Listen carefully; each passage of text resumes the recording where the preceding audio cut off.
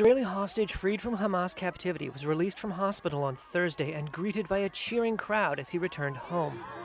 Ohad Ben Ami was returned to Israel last Saturday as part of a Gaza ceasefire between Israel and the Palestinian militant group aimed at ending 15 months of war.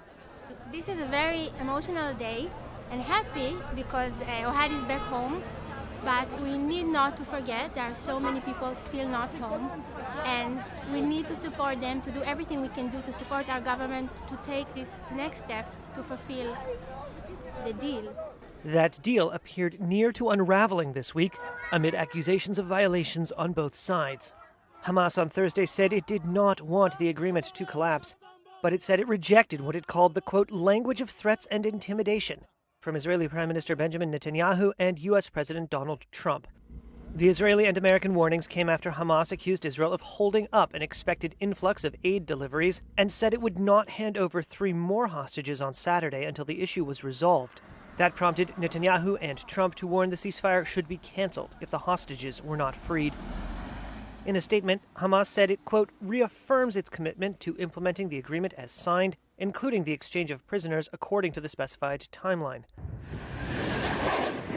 The war in Gaza erupted after a Hamas-led attack on Israel on October 7, 2023, that killed at least 1,200 people according to Israeli tallies and saw more than 250 taken as hostages.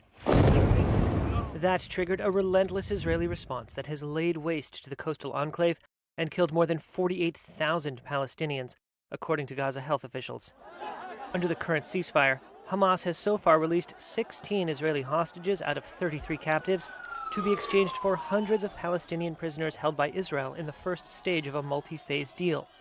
Continuing talks in Cairo have focused on issues such as Israel's allowing the entry of mobile homes, tents, medical supplies, and fuel.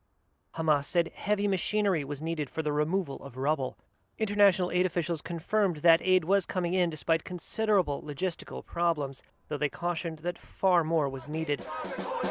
The threat to cancel the 42-day ceasefire that formed the basis of the agreement has drawn thousands of Israeli protesters onto the streets this week, calling on the government to stick with the deal in order to bring the remaining hostages home.